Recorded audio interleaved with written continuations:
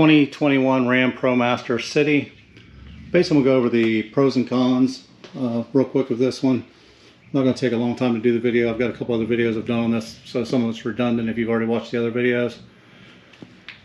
Pros, large cargo space in the back. The windows on this unit, actually, if you're going to put the windows in, these look like inserts. So like on the NV series, basically you would have to cut a hole in this. This looks like this panel actually pops out. Same with the rear glass. If you ever want to add rear glass to it, it looks like these inserts just pop out of here. You can pop the glass in pretty easily. So that's a good pro. If you're buying a vehicle that doesn't have glass, you want to add glass. Inside, pretty basic. Basic radio. It's got a 9-speed transmission. It does have a tectonic shift. I don't know why you'd want to do that with a 2.4 liter, but it does have it if you want it. So the back's going to be easy to clean up. The seats are cloth.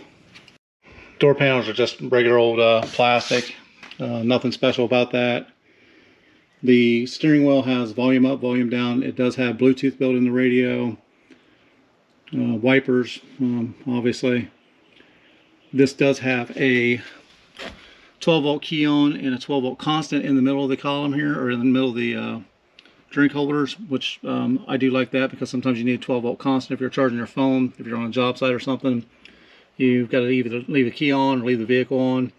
That'll keep charging no matter what. It's pretty clean. It looks like it's not a lot of cracks and crevices for things to get caught in. A couple in the con sections, which I'll show in a minute. But overall, looks like it's going to be a pretty good work vehicle. In the cargo space in the back, there are lots of pre-threaded holes. So obviously there's a bunch of accessories you can buy for this. Again, this does have rear seats you can add to it, and some come with the rear seats. So if you have the seat version, the back end will actually be trimmed out like the front with plastic. There'll be a couple speakers in the back. The ceiling rack is pretty solid. So it's already got some hooks and holes here. There's a few threaded items here so you could hang things from it. Probably put a ladder rack up there if you put a small 6-foot ladder in here. In the front, above the driver and passenger seat, there's a big above head compartment you can store stuff in. It's got a little cargo net in there to keep things from flying out on you. So it gives you a good bit of room storage. Inside the dash storage, you got a little pocket here. Glove box is a normal glove box, not super bad, but the NV I had, the glove box went way back up in there. It was kind of a pain in the butt to get anything out of. Now under the seats, there's a good bit of room of storage, not from the front, but in the back. So if we go to the back side here, as you can see, you can't see a whole lot there, but once you slide the seat forward, you can see there's a good sized pocket under there. Now that's about 8 inches tall, probably 14 inches deep, and 12 inches wide if you count the pillar. So you can get a good bit of stuff stored underneath there. And both sides are the same. So the passenger and driver side both have the same thing on them. The door pockets both have drink holders. So as you can see back in there, it's got a picture of a water bottle. So you can get a small water bottle in there. It says no water bottle there. I can't tell if it's a no drink or no water bottle, but it actually looks like a drink holder. So it looks like you could put a cup in there. So why it says no water bottle, no drink, and drink over here, actually it says no drink there too. It shows a bottle and not a drink. A bottle, not a cup. Sorry, bottle, not a cup. Took me a second there on the black. It's hard to figure out. So basically you can put 2 bottle drinks in there, not a cup or an open can. It does have a 16-inch wheel on it. It's a steel wheel, not fancy. They do make a aluminum wheel, and it looks a little bit better. Again, you'd have to special order it or find one just locally that happen to have one. Me personally, it's a work vehicle. I don't care what the wheels look like. They're going to be dirty after a few weeks anyhow. But it is a 16-inch wheel versus the smaller wheel on the NV series, which is like a 14, I believe. So it's going to be a little easier getting in and out of sand and dirt. Plus, it's probably going to ride a lot better. Another pro, the doors actually have handles on them. So the NV series I had basically just had a little slot you slid your hand behind. Problem was when you went to shut the door, you couldn't actually shut the door. You had to push back here with your hand to make sure it closed. So the Ram's going to keep you from getting your fingers caught in the back end and smashing your fingers in the door. The back end double doors. These are reversed from what I'm used to, but we've got a larger door on the left, smaller door on the right. The back panels of the door are flush, so they don't stick into the cab or into the cabin or your storage space. The wheel wells are shallow wheel wells, so they don't stick way into the vehicle, take up space. The NV, it's stuck in a little bit further. It was a little tighter in the back. Not to mention that the back panels actually stick in. Depth-wise, you're a little bit over 6 feet deep, so you can get a 6-foot ladder in there.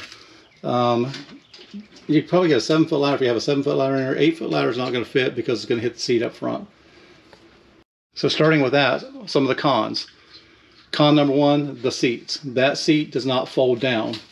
So in the NV series, you could fold down the passenger seat and actually lay something over top of it or use it as a workbench. In this one, the seat basically just stays in the upright position at all times. Con number two, the way you adjust these seats. There are not any adjustments basically except for slide forward, slide back. And this crank knob here basically is what lets you adjust the seat up and down. Terrible. So if you're sitting in the vehicle and you try to turn it up or down, it's almost impossible if you have any problems with your arms, shoulders, back, legs. Just because it's a bad position. It's a hard thing to try to turn while you're driving or while you're sitting in traffic, try to adjust your seat. Now, you don't adjust the seat very often, but when you do, it's inconvenient. Next con versus the Nissan especially is the radio is just a basic radio. There's no Sirius built into this. It's just an AM FM radio. It does have Bluetooth in it. It's got Uconnect, but as far as any fancy accessories, none there. It has a backup camera. So if you're going to upgrade, you can probably, you might have to buy an adapter or something to upgrade the camera, or you might have to use the aftermarket backup camera. But you can get a new deck in there. I will probably definitely be upgrading my deck. Next con, door locks. As you can see, it says push and pull. You cannot lock the doors with the doors open. You can unlock the doors with the doors open. The only way to lock and unlock your doors is with the key fob. So, have to have a key fob. Now that's a con and a pro. Me, normally when I get out of the vehicle, I hit the button on the door and I walk away and I know it's locked. The good part about this is without the key in your hand, you can't lock yourself out of the vehicle. So that's a positive.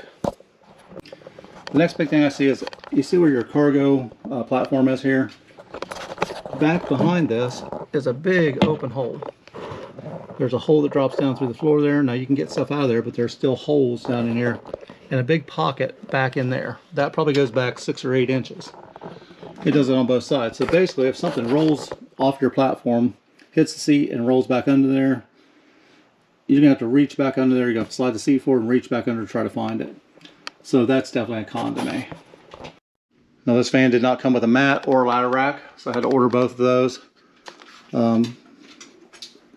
Basically, the NV, they kind of sweetened the deal when I bought that. They gave me the floor mat and the ladder rack. Chrysler didn't do so much for it, but again, I got a good deal on the van. I'm paying the same thing I was paying for the NV for this van. And if you watch the other couple videos I'll do, like I said, I'm going to do a couple other pros, cons, updates, upgrades, swap some things out on it. So if you have one of these, you're interested in modifying some things, keep an eye on the channel. I'll be doing some upgrades over the next week or so, adding the mat, adding the ladder rack as little pieces come in. Floor mats also, it does not come with anything besides a regular cloth floor. Again, these are designed for work vehicles. They're not really a luxury vehicle. The air conditioner works good. The radio plays music. It's got 4 speakers in it, 2 in the doors, 2 in the pillars. But besides that, it's just a basic work van. Did that cover it? Think I got it all covered? One last con for me. 4-foot antenna sticking off the roof. It's not really 4 foot, it's probably 14 inches. So I'll be getting online and ordering a short antenna. I know Dodge, Chrysler, probably all the same. The Jeeps. That antenna just unscrews off there and they make a little short, low profile one. So that one's going to go. So that's the 2021 Ram Promaster City. Again, that was just a quick pros, cons video.